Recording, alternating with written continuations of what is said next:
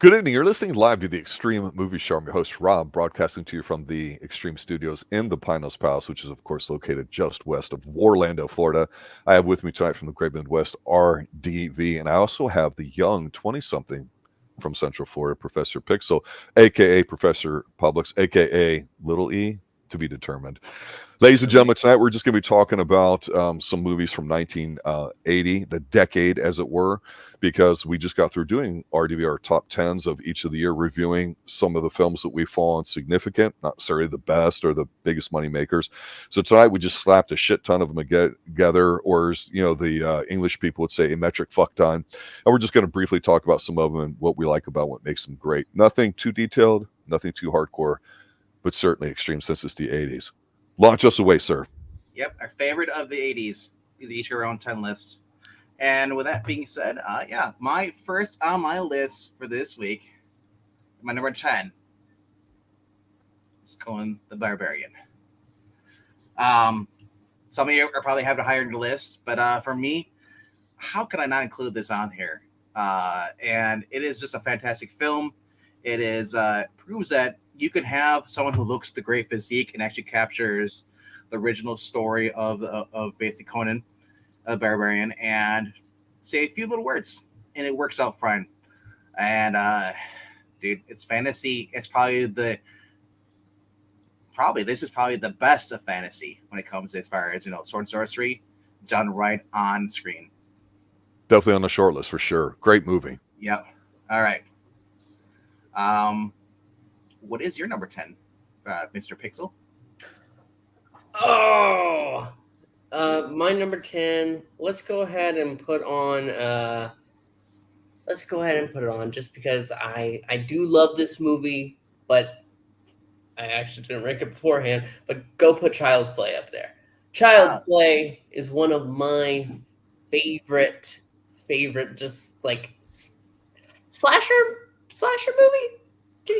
I file this under killer doll movies. To me, that's a whole subset in the horror movie. Whether the slasher, killer dolls. What are you talking about? There's Magic with Anthony Hopkins. There's Child Play. There's a whole bunch of them, really.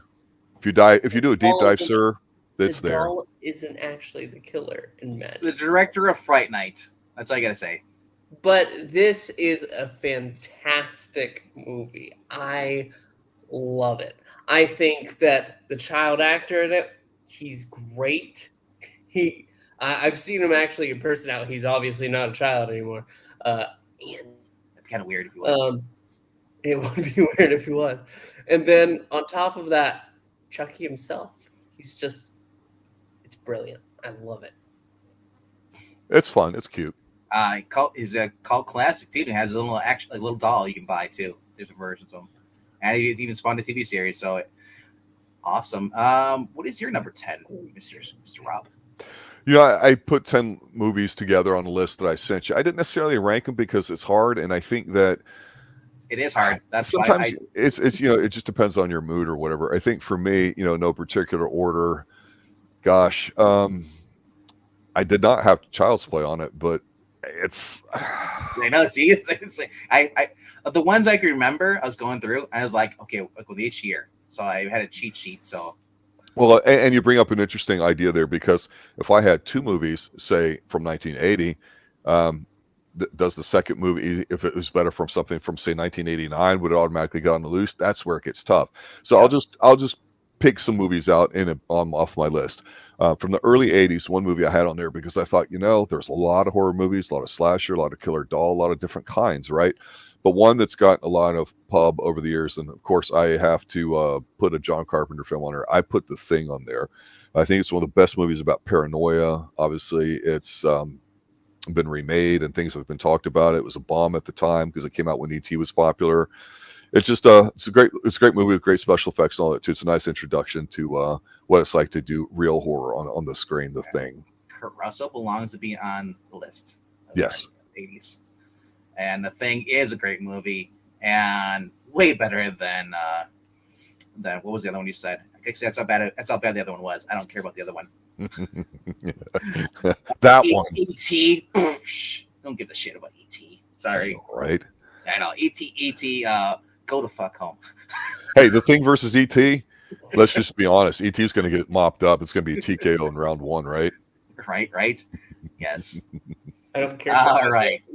Going on to my number 9 for this week for a night from 1980, and I gotta go to Predator. And this is our first Carl Weathers movie, as well as Arnold Schwarzenegger. Actually, not second Arnold Schwarzenegger on my list, but first Carl Weathers, who rest in peace, died too early. Man, how could you? I don't. I said there's so many movies going from 1980 going up to 1989. There's so many movies that I want to have on my list, but I brought it down to basically ones that, man, what is ones I can watch over and over again? I have to watch it all the way through, and ones I enjoyed. And Predator is on the list. Predator is just one of those movies that it's not only is it quotable, but you remember everything about it, and it's just enjoyable and having fun. He's from Jesse Ventura singing in the helicopter while they're on there. Put chest in your hair and get you laid. Listen to Little Richard or whatever. Yeah, and I just go all the way through the jungle, get picked off one by one. Carl Weathers losing an arm, another arm, or just when they do the clapped hands, arms, what's up, and then they're arm wrestling in the middle there. It's and then at the end, said he taking out the alien and showing that the Predator, you're a bitch. I love that. Because it could have went the other way. You could have had the Predator win at the end. Yeah, and I think it's interesting because, again, if a film is rewatchable or entertaining, or maybe not the best film, there's something to be said for it. So we always like to say that island thing. If you had to take this particular 10 movies from the 80s to an island, you could only watch these and no other movies from the 80s, what would comprise that list? That was kind of the approach I took, because as much as I love Predator, it's actually not on my list. Oh, and plus, not only that, we get the Peter Cullen doing the voice of the Predator. Yeah. The weird noise. I love it. Predator Vision 2 as well. But Pixel, let's go to your number 9. Number 9. I know this is early to go ahead and do this, but I'm going to pull up Airplane. Nice. Remember, you control 2. You can always change things. Oh, okay, yeah. No, yeah. I forgot. But yes, have you ever seen a grown man naked? Do you like gladiator movies? Do you like gladiator movies? I like coffee like I like my men. Black. Leslie Nielsen, man. I love it. Excuse me, I speak jive. Yes, this is a fantastic movie. Just genuinely funny throughout. I remember the first time, I think both Bigman and I saw it was together. Yes. On this channel. Fortnite Blitz are doing first reaction. We just couldn't stop laughing. This is just genuinely a funny movie. If you want a good chuckle, it's time to watch Airplane. I mean, the jokes do not. There's so many jokes in this movie, and they all land. And as much as you just quoted those jokes, Gladiator's hey Billy, do you like Tommy, or whatever his name? Do you like Gladiator movies? That's everybody brings up. But me, it's the beginning, the white courtesy telephone, or it's and they start fighting, and they're like, not everything's about you. That always kills me. That opening line, the whole this bit. I love that more than everything else happens in the movie. But, yeah, this movie is on my list, so I'll just say this. I think it's one of the better comedies of the entire 80s. It's incredible.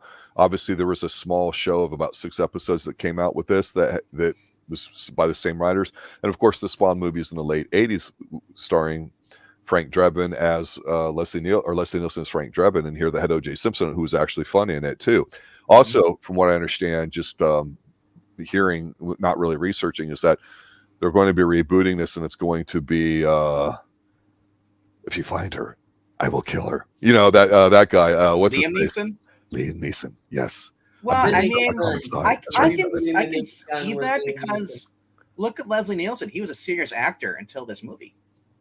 Yeah, I understand. I just thought, look, we just got done reviewing our first Xtreme TV episode of Columbo, which is over 50 years old. This movie's about 40 plus years old. The actors we're talking about are really old as well. Even Liam Neeson himself's been around since before all this. He might have actually been in one of these in a small cameo. I'm not sure. But the thing is you're right. You just don't know with some people when they find something that works for them, like Liam Neeson with the Taken action film sequences and all that. Yeah. If it hits, you milk it. I mean, no, it's that culturally significant. That's how good this movie is. Yes.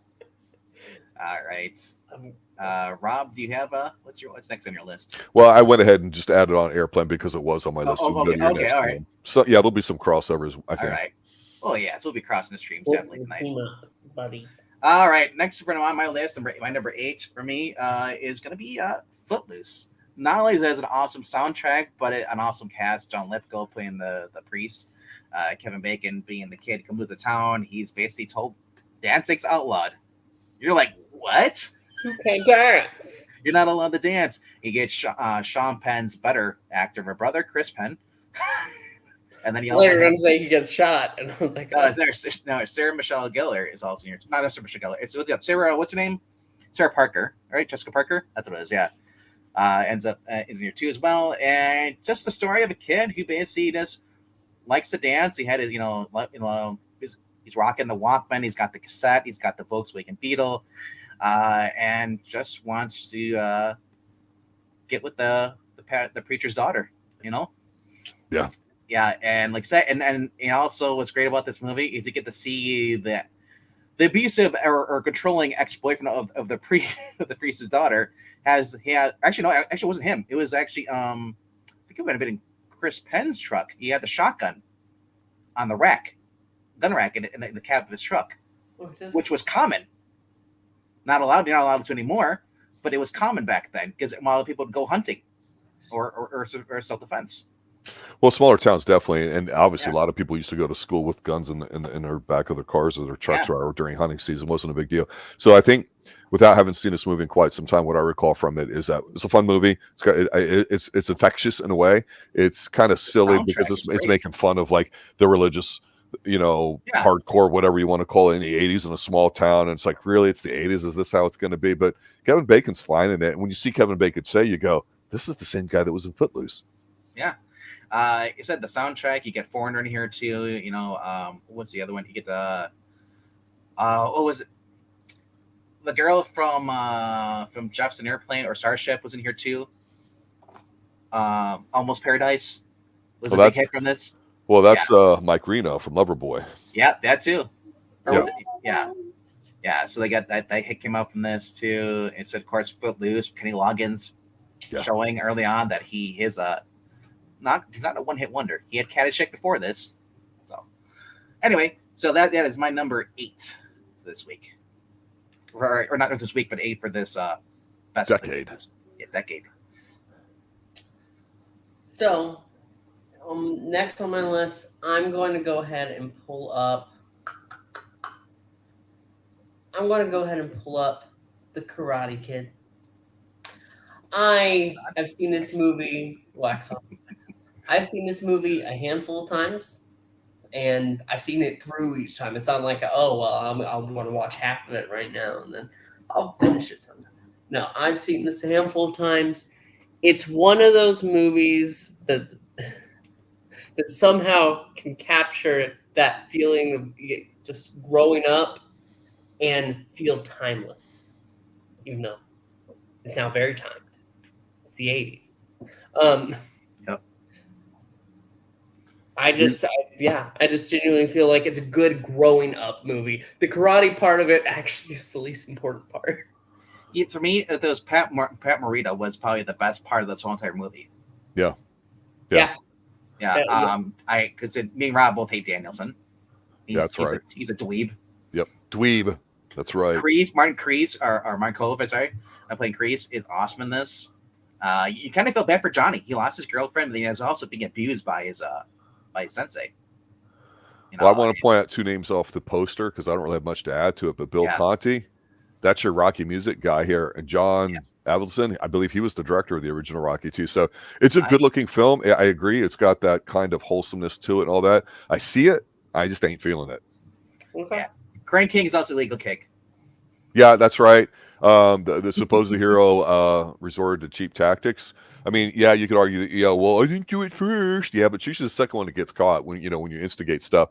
So the Yep. first one was more well-intentioned use of it too. It's like, hey, wait a minute, time out here. What's the rules for when you use an illegal move and put somebody out and they can't function? Do you lose by default? The other guy wins by default? Do you get a Yep. substitute? That's the movie I wanted to see, but we never got that in the second one. All right. Where are we going next, Rob? Well, Karate Kid not being on my list means I have to move on. This movie I'm about to mention next is one that did not get discussed a lot when we were doing the movies of the 80s over the past few months. It's an intense movie. I think it's incredible. I could actually replace it with some other movies in terms of rewatchability, but it's that phenomenal. I felt it was worth a mention tonight because a lot of people were boo-hooing and tisking about its lack of inclusion. And that would be Full Metal Jacket. This is people talk about like, oh, what's the most realistic movie? What's this? What's that? Or whatever. When I saw Full Metal Jacket, I was like, okay, this is ape shit. I remember trying to watch Apocalypse Now as a kid, and I just didn't get some of the stuff going on. It would obviously be a more serious movie watching now as a man. But Full Metal Jacket at the right time as a teenager watching it, I'm like, okay, I get what they're trying to say. And yeah, this is kind of tough. It makes you go, yeah, I don't know if I want to sign up. But yeah, Full Metal Jacket, it's Stanley Kubrick. I'm a bit of a mark for Kubrick, I admit. Just like Carpenter, I have no shame, but this is a great movie. It's definitely one of the best movies of the 80s. It's just really friggin' good. It's one of those ones where I just go, it may not be your cup of tea or the content that you like, but in terms of representing how strong the 80s were movies, I think you could argue it would be up there among all of them. That's why I put it on the list. 3 popular actors there: Matthew Modine, Adam Baldwin, and Vincent D'Onofrio. Yep. The Emery. So, the first half is flawless to me. Arliss. Yeah. Arlie Ermy or whatever his name is. He was an actual drill guy. When you see him, you're like, he's the gold standard today. People still compare him to that. And I mean, it's tremendous. Yeah. Now, based on this or Stripes, if the Army was like Stripes, I'd want to join. Sure. Yeah. And we know it's not. Yeah. I know it's like it's Full Metal Jacket, and I'm like, no, thank you. Well, maybe it used to be like Full Metal Jacket. Now it's so. Yeah. Another conversation. All right, I'm on my number 7 for right now, and for those who are following along in the chat right now, put your own numbers in there. Let's hear your top 10, because obviously we're not going to have everything agree with everything, and that's okay. Well, it's not. Honestly, I need a top 20 when it comes to the 80s because there's so many good movies. And maybe we'll do that one day. For tonight, my number 7 for the decade, and this is where it starts to get tough for me, Rob, because Terminator is my number 7. Wow. And I wanted to be higher, but there's other movies that came out too. And I was like, oh, where do I put this? So, Terminator, phenomenal soundtrack, and acting as well. Arnold just says, "I'll be right back." I'll be back. This gets a one-liner. That's all he has to do.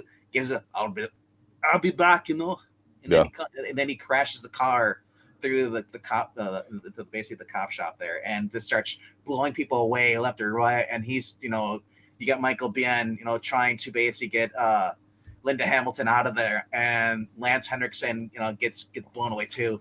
It is just a phenomenal movie, all the way up to the end. It just, man, I don't care. There's a cheesy sneakers placement ad in there when he puts on the Nikes, when he first arrives. But Arnold is not to be messed with. The fact that he can mimic your voice is disturbing.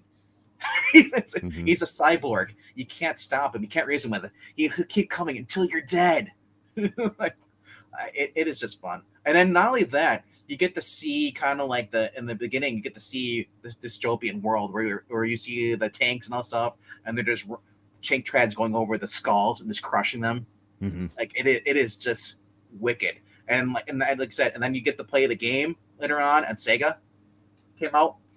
Oh my gosh, with the light gun stuff, it is just a phenomenal movie. That synthwave, intro, and you hear the dun dun dun dun dun dun dun dun.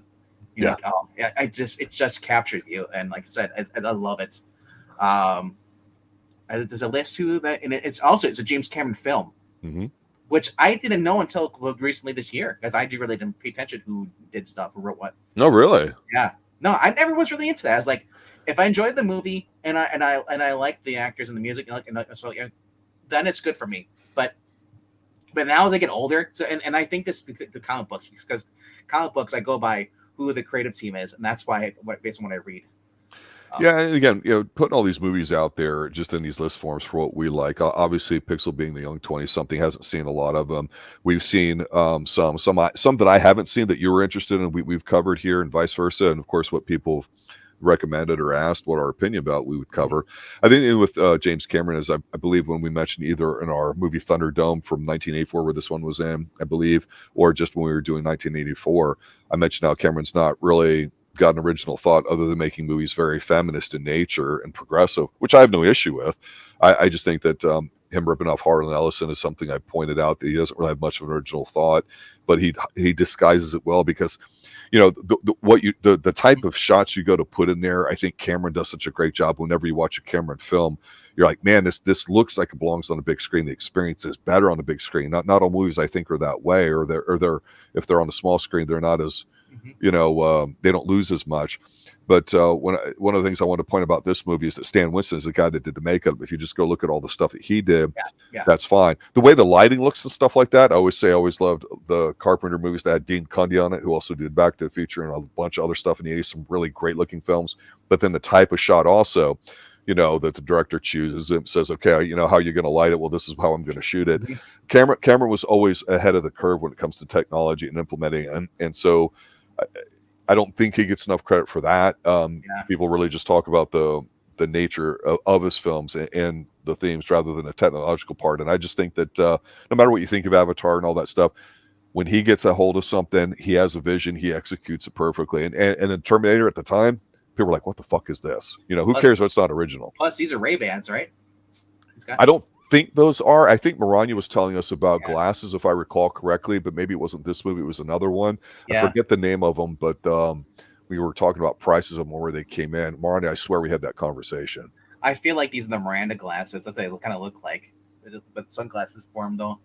Right. A little bit close to it. But I mean, imagine this movie launched production of these glasses. Well, Ray-Ban, these are not Ray-Bans, I don't believe. Ray-Bans were pretty much a dead one until I think Risky Business in 83, and then 84, 85 when you had Miami Vice. I think he wore those as well, and that would really launch them. They were around at the time, if I recall, here in Central Florida, $60, $70 a pair, back when minimum wage is $2.75, $3. No, seriously, these are something else. These are not Oakleys, I don't think either. These are lunar gray gargoyles. Gargoyles or something, right? I would never guess that. Knew. See, I knew Maranya knew that. I would never. That's the name of the title. That's so out there. So this is. That's because I listened to you, Maranya.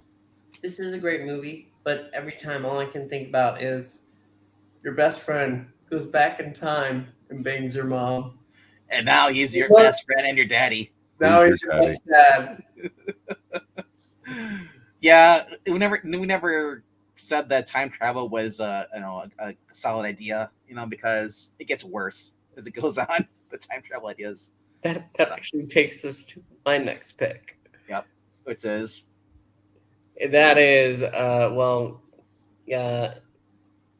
sorry, I was trying to go ahead and have. Are we going from one time travel to another time travel? You don't need a credit card to ride this train. It's Back to the Future. That's the power of love.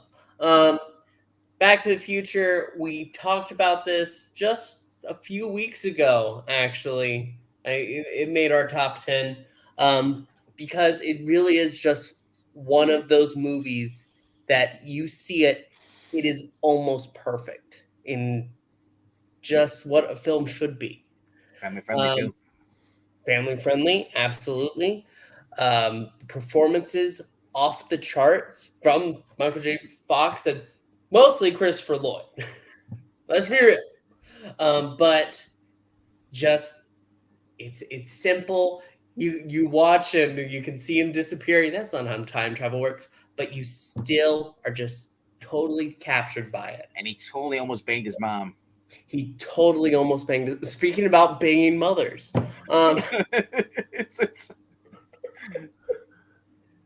Crispin Glover, I am your density. Yeah. Why don't you make like a tree and get out of here? Sleep. I hate manure. Yeah. The whole thing, Biff. Yeah. Quit asking me the question. I love his little song he does. So. Anything to say, Rob? I know it's on your list too. It is. We'll talk about it later. All right. Okay. So you feel like it's too early for you? Agreed. Okay. All right. Then your pick, your next pick. Well, obviously we got a lot to get through here too. We've talked about all of them. Best movie that has to do with high school.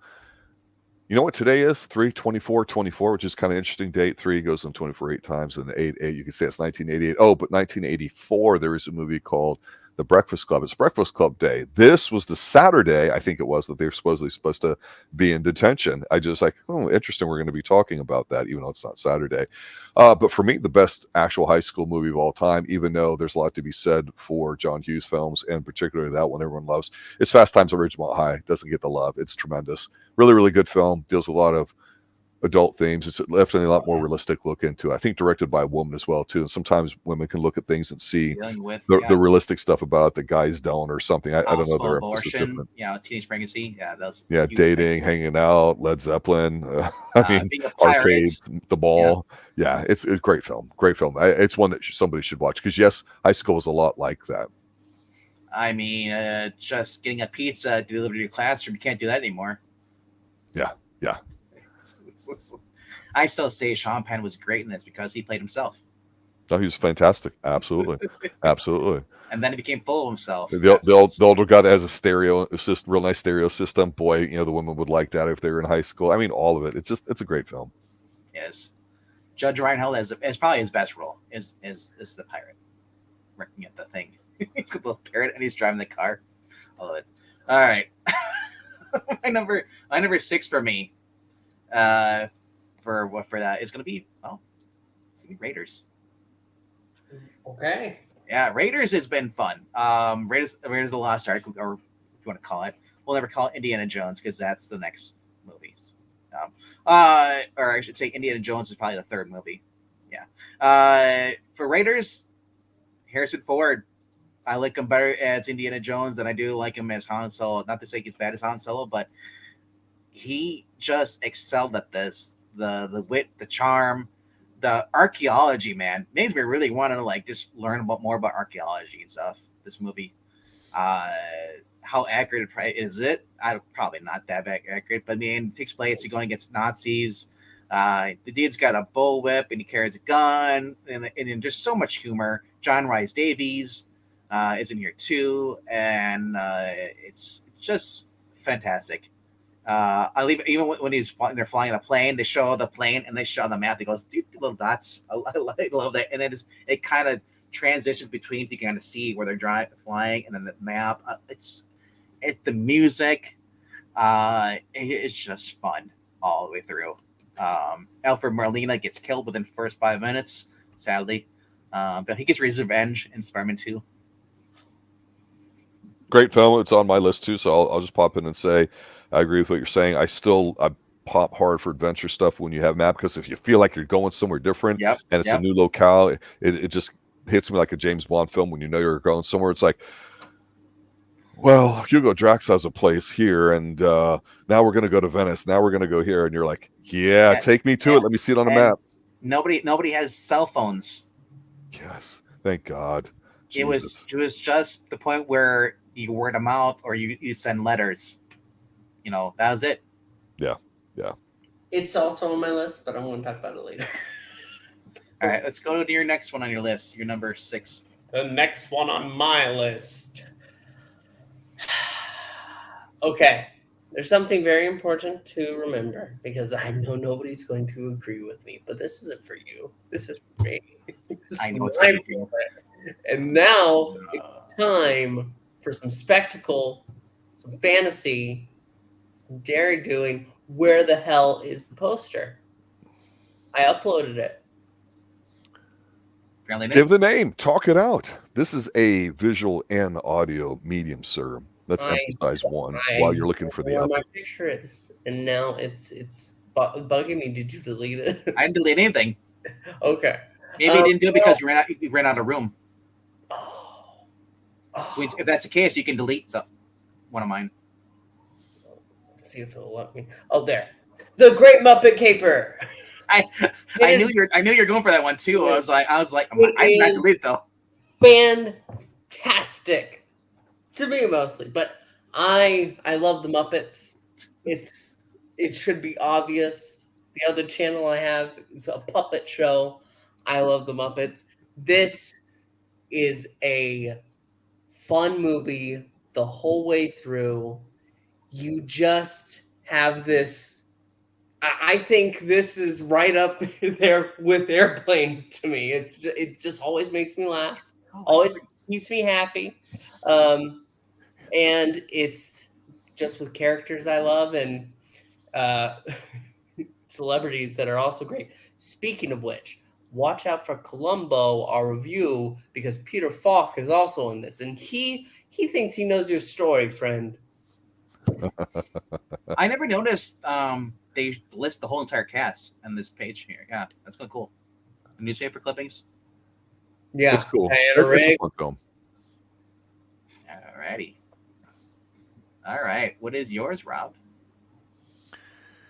I'm gonna mention one here that I think is a tremendous movie too. I don't really rewatch a lot, but every time it comes on, I get sucked into it. And that's The Color of Money.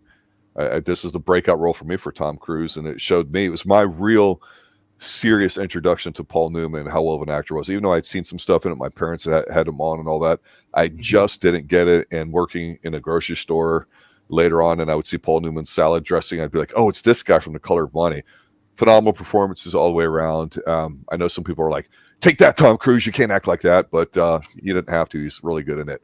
Fantastic movie. Just, again, all these movies we're talking about are fairly wholesome for the most part. They're fairly about the human condition. The plots are incidentals to me so far. And it's a Martin Scorsese picture. That's Martin scores easy if you're a big Martin fan. It's whatever. It's just, I was giving you a compliment. You like correct me on it? Okay. No, Anyway, there was a comedian who used to talk about scores easy. Oh. See, you'll miss that, I know. Right? I know scores, but it's not easy getting there. It's not easy. Touchstone picture as well, too. I missed Touchstone.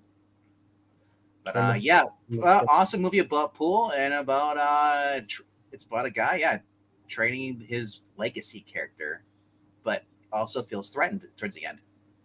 So you kind of have a little head-to-head match.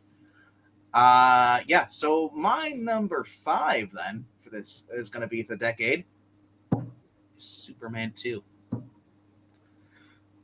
Gene Hackman, Christopher Reeve versus Zod and Ursula and the guy from The Terror, from The Hero in the Terror. No, that guy.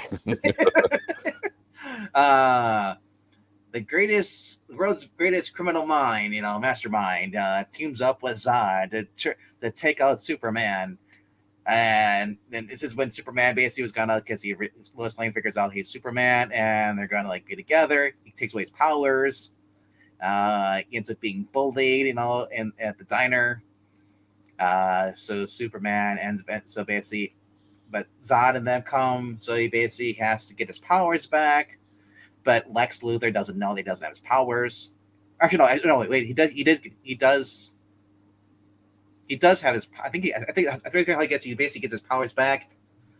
Only because he goes into basically the little thing room, tricks him, and thinks that because Zod's like, kneel before me. I love that scene when he comes out of his hand. Crushes his hand. He's like, and just throws him, and then the other goes, whoa, and he falls into the castle, and then the girl gets punched out by Lois, and she dies too. I just love that scene. And then towards the end, Clark gets his kind of revenge. He goes back to the diner, sees the guy, and kind of just just gets his one up, on the dude. I still remember the cheer in the audience when he crushed the guy's hand and all that, the roar of the crowd. Kneel before me. He's like, oh, and like I love Lex's reaction. Like, wait, you did it to them, but you're all safe in there. And he's like, I love it. Like, go through here too, and just the way these are filmed, the way the music, the score, and everything, they're just done so well. I wish they would release a remastered version of these. Right. Yeah, and just make them up to date, because they're still kind of hazy when you watch them. But I've seen people actually clean them up, and actually, they're great. But yeah, that's my number 5 for the decade. Nice. And hello to Johnny. What's up, bro? My number 5 is actually going to be. You know what? It's time to bring it up. I'm going to go ahead and pull up Rocky 3. Dun, dun, dun, dun, dun, dun, dun, dun, dun. I love the Rocky series. Absolutely. Rocky 1 is one of my favorite movies of all time. Carl Weathers again. And this is one of my favorite sequels. Actually, I think it is the order of 1, 3, 2. Is this Clubber Lang? Clubber Lang. And and it's that friendship between Rocky and Apollo and Thunderlips make this movie. Clubber Lang is there. He's a beast. He's an animal. He's gonna destroy your rock. But the whole thing is Apollo and Rocky in this. Yep. The two of them make this movie.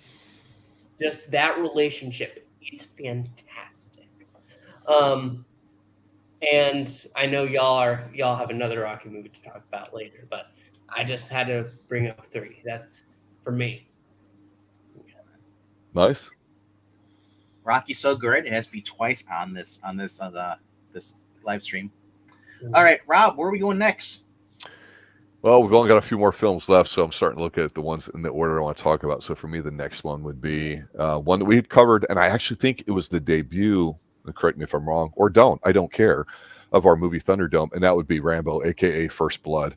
Tremendous movie, well shot. Obviously went through a lot of interesting changes before it came out. When I was researching a little bit, we talked about it. It's a fantastic movie. Really made me go, hey, this guy's not just Rocky. And then that just opened up the whole decade for Stallone and everything. You can't talk 80s without Stallone. You can't talk about him without, Terminator and really big films that have Schwarzenegger in them and maybe some other things. But man, there's a strong argument for me that Stallone's above Schwarzenegger, which we'll have that debate some other time. But this movie would be ammo in my gun for that argument. It is. If you had to talk about a Stallone movie that's not Rocky, it's this. Yeah. All right. Pixel, have you seen this film? Yes. Okay. A long time ago, though, so I really don't remember it. Kind of like Predator. U.S. veteran, war veteran from Vietnam, goes to a small town, gets harassed by the sheriff, ends up being triggered, getting flashbacks. He thinks he's still in the war, and it's him versus them. Yeah. I know the synopsis of. Well, you said you couldn't remember it, so I'm just saying that's. Yeah. I just no. I know things that happen in a movie, but it's like it's not. It's basically didn't make a good impression on you. Like actually, a movie that I'll talk about in a little bit. Yeah, I'm just saying it didn't make a huge impression on you. It's a movie you watched. It's just not one of your favorites. Understandable. I mean, you do watch Men in a Box.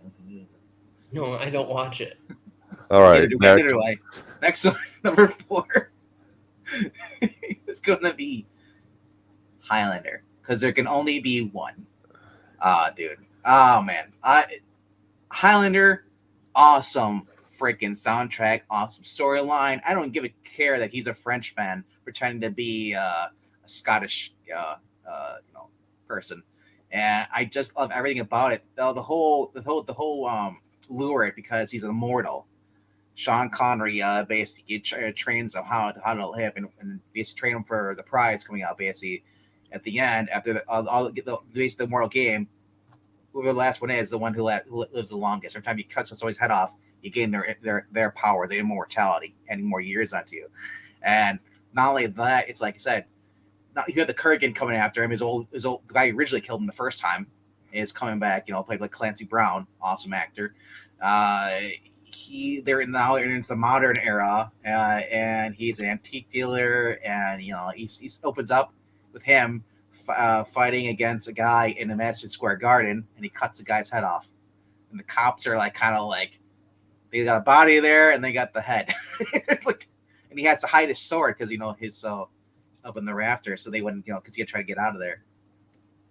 And like I said, it is just a fun movie, but also very touching and sad because the fact that you see him how he can't love anybody. If he loves anybody, they die. Then that's what that whole song, "Who Wants to Live Forever" by Queen. When love dies, it's true. Everybody says, "Oh, I want to be immortal," but being immortal means it's torture. So, I like I said, it's one of my it's swordplay. It's basically fighting with a sword, dude. Not using guns, not stuff. You're using a sword. And it's not the last time. There's a little bit of a romance, just the fact that how the game is. The only way you basically survive is by chopping off somebody's head. And it's not the only time Sean Connery is going to appear on this list. All right, so let's go with your number 4, sir. Oh, number 4. Actually, it is going to be not Sean Connery. It's going to be For Your Eyes Only, Bond, James Bond. We reviewed it here on the channel. You should check that out. It is a fantastic Bond movie. It's a fantastic movie. And it's right up there. It's one of my favorites. It's not my favorite because that's on Her Majesty's Secret Service, which is the best Bond movie. But this is a close second. Yeah, you mentioned how it's on Her Majesty's Secret Service is your favorite. It's pretty much mine too. I think that as we go through our irregularly scheduled Bond reviews in order, which we'll be starting with the Dalton films next, perhaps those will change. A little side note, if I recall correctly, this poster got a lot of attention due to how leggy it is. And I believe that's technically 2 different models' legs on there, even though they're spliced together and you don't really care. It's a great film. There's a red version of this too, which we had up on our thumbnail. I went with the black version because I figured oh, okay. And I love the access. No one comes close to James Bond. The women do. I'll just say my number 4, because we are pretty much already talked about it. I got to go with Raiders. It's a lot of fun. I think the gold standard for adventure films. This comes up. I'm, again, repeating myself here. I love the film part to it and everything. It's really great. Sometimes I always forget about it, but then when it's on, you're like, man, I'm in the mood for something like Raiders or the Dan Brown movies with was it Tom Hanks, who I actually liked in that role and thought there's some roles I do like Tom Hanks in. I liked him in that. Then Nick Cage did the whatever movies over the treasure hunt movie type things. Like Special Treasure, yeah. Yeah, I'm like, those are kind of cool in the same way. And they all remind me of course, this. Yeah, and so I'm glad this template's out there for it. Really, really fun. All right. But number 3, I feel the need for speed because Top Gun, man. Top Gun is one of my first 80 movies I've seen when I was growing up, and just fell in love with it. The shots from them flying the jets, the fighter scenes, the riding the motorcycle, getting the girl, and like it just interaction with Val Kilmer and a lot of the other cast here too. And it's kind of like just the fact that he busts the tower and he got the principal from Back to the Future in here playing the admiral. And I just everything. It's in the sense of his best friend, losing his best friend, the loss of that, had to deal with that, and just trying to learn how to live again. So more Kenny Loggins, people. Yes, Kenny Loggins. More is more. And not only that, Michael Ironside is Viper. That's right, Michael Ironside.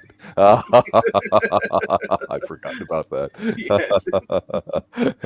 It's pure popcorn movie. I can understand the love for it. It's not in there for me, but I get it. It's the first of its kind. It is true. Actually using the jets. They're not before they weren't allowed to record anything of that. Yeah. Military. Yeah. The best thing I can say is that it gave us Top Gun Maverick. Yeah, that's a great sequel. It's Jennifer Connelly, who's so freaking hot still. Screw you, Zach. She's so hot.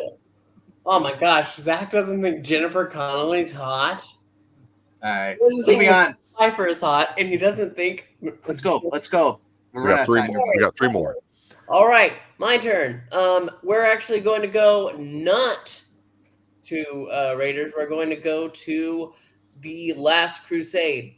It is one of my favorite indie films. Actually, it might just about be my favorite Indiana Jones films, but I needed to say Raiders for another reason. Sean Connery, Harrison Ford, the whole cast, the journey, that father-son bonding, it's great. Yeah, I think it's tremendous too. I could easily replace Raiders with that, but because Raiders is the original, I have to give it some extra love because that. Otherwise, I would replace it because you're right. It's very good. I believe that was also in our movie Thunderdome matchup. It was. Mm-hmm. They said I love all the Indiana Jones movies except for Kingdom of the Crystal Skull. Temple Doom, it's not behind my list, but I still appreciate it for what it is, and there was an effort there. Did you see Dial of Destiny? Yeah, I thought it was actually a decent movie.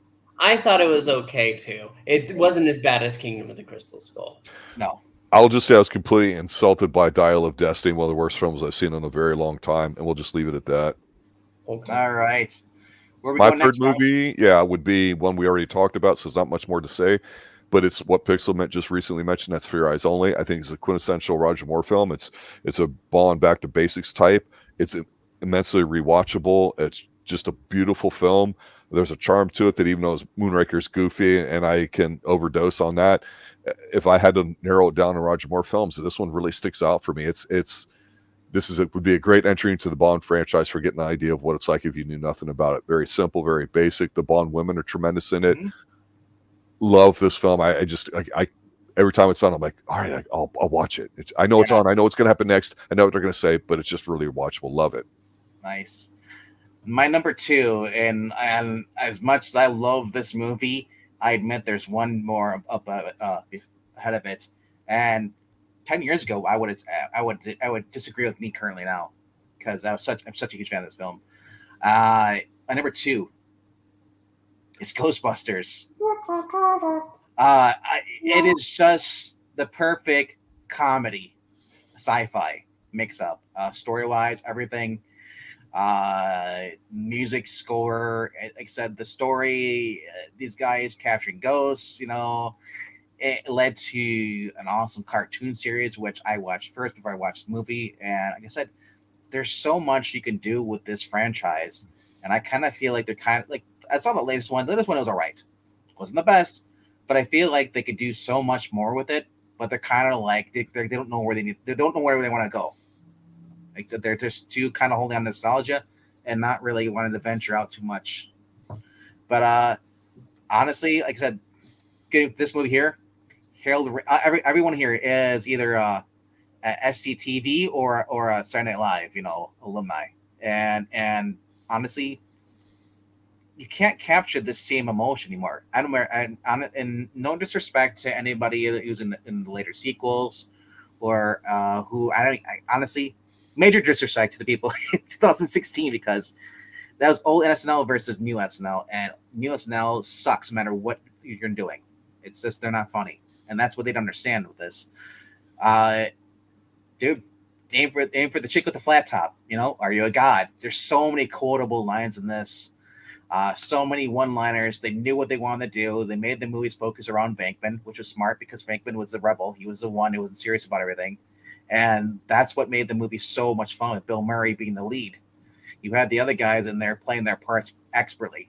And then you throw in Ernie Hudson, who just ran like, hey, it's got a stay patient in it. I'll believe what the fuck you want me to believe. Pretty much. I love it. And these guys, you throw in Rick Moranis in there, Sigourney Weaver. Fantastic film. Key master. It's just a cool genre for this, Yeah, it's I'm looking forward to seeing the new film in a way. Just there what you said I think rings true. There's just so much goodwill with the first film that there's like a niceness to it. I don't know what you want to call it, where even though I didn't quite feel it in the last film, there was something there, but I don't have the love for it like you do. But I have enough of it where I go, All right, let's see what they do here in this next one. They haven't pushed me off despite how many years have gone by since the first one. And I'll just say, and this doesn't spoil. I'll just say the other one, the new movie, is overcrowded. It shouldn't have been a 2-hour movie. It should have been like a TV series or something like that. Because when you have a big team up like this, having four Ghostbusters here, another 4 Ghostbusters, or a new team, whatever, have them together, 2 hours is not enough time to cramp everything you need to storytelling. So it suffered from that. But overall, it's still an enjoyable movie. Yeah. Absolutely. You should have heard Venkman when he first finished it, because he was. No, I know it was. I said my opinion really hasn't changed. It's still a good movie. I still like it. Enjoy it a lot. Still have it as your basically number 2 of Ghostbusters. Yeah. Okay. My number 2 on the list is Return of the Jedi. Again, I thought it was Revenge of the Jedi. No, because Jedi don't go for revenge. Okay. Luke Skywalker, the hero, returns, and he has to face Darth Vader, but not by defeating him, by redeeming him, bringing him back into the light. While they go ahead and face the second Death Star. It's Star Wars. I love Star Wars. That's easy for me. But this film brings an end to the story. There's nothing more needed. And, I mean, just the cast. Mark Hamill, Harrison Ford, which we've already talked about. We'll talk about one more time. And then Carrie Fisher. Just great. Billy D. Williams. Lando. But, yeah, I love this. Nah, I could take it or leave it, really. Not the biggest fan of all that. I thought it was kind of boring. I mean, it's pretty seeing Carrie Fisher in the outfit right there is probably the best part of the movie.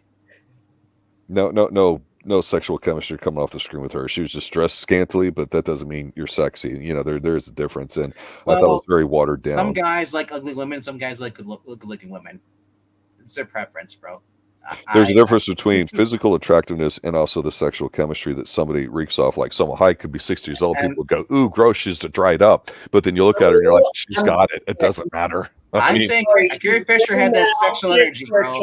I disagree completely. She's wearing that outfit for a giant slug. I don't think she's trying to be sexy enough. But she's no Heather Locklear.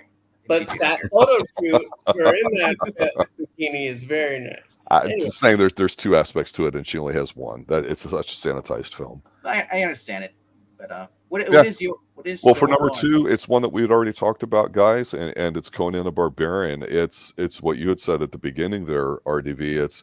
It's really one of the tops for fantasy, and it's amazing to me that the 80s, I think, has, you could argue, probably one of the gold standards for action, for comedy, for family-friendly stuff, that they were all, at least in some part of that. I think it's great. Of course, I always mention the score to it, and how I would still take my money if Arnold would do King Conan as a 70-plus-year-old. Oh, my God. They could do it. I believe it could be done. They could. Oh, yeah, definitely could. Yeah. He still has a physique. I just don't think it will happen. You got to have that kind of hardcore, true to the vision type thing to it. You can't dumb it down by today's standards. And if they did that, that would be a complete mistake to draw in a big audience. Make it hardcore. It would work. I would add Arnold as Tarzan. That's what I would have. They just did a Lord of the Jungle comic book last year, and it was older Tarzan. Really? Doing one last mission, basically, to pay back somebody he did help him out. 20, 30 years ago, 40 years ago. So he was to return an object that he borrowed from his tribe, and it's returned it to them. So he breaks into the museum. I wasn't the biggest fan of Will Smith, but I thought Will Smith was fine. Yeah. And that one sci-fi movie he did that Arnold was actually going to do, where New York, the CGI one. The vampire-ish type one movie or whatever. I forget the name of it, but I Am Legend. Yeah, that because Arnold was tied to that forever. So I would have been interesting. Really, I thought that was fine. Yeah. All right, we got number 1 to go for everybody.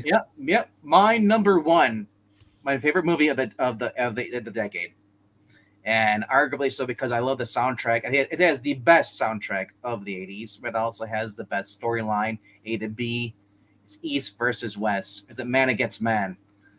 Every nation wants control. It is Rocky IV, man. It is such a banger soundtrack, man. Every song here is hit. We even get Mr. James Brown doing a performance, "Living in America" in here too. Kyle Weather is doing his coming out, and like I said, it's just a fantastic film, getting revenge for a friend who was killed by a Russian, and at the end, after he wins, he says, I'm not. Everyone can be just like we're all together together. There's no reason for us to hate one another. Let's spread love. It's like, man, I love it. It's just fan freaking tastic, bro. It's the Reagan is strong in you, sir. yes. Like I said, it's a Talia Shire. It's like, Rocky, I don't want you to fight. He's like, I had to fight. It's freaking Kyle Weathers, man. You gotta respect his honor. We're going against Drago. Bridget Nielsen's in this too as well. It's just a fantastic film. Like I said, the soundtrack alone, even without the movie, is just awesome. The Burning Heart, and like I said, you got. I just love all the songs here. Here's my dude.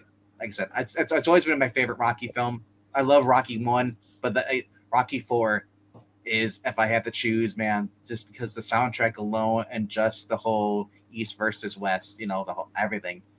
Eye of the Tiger. You got to watch the Stallone cut. It's on Amazon Prime. Watch his version.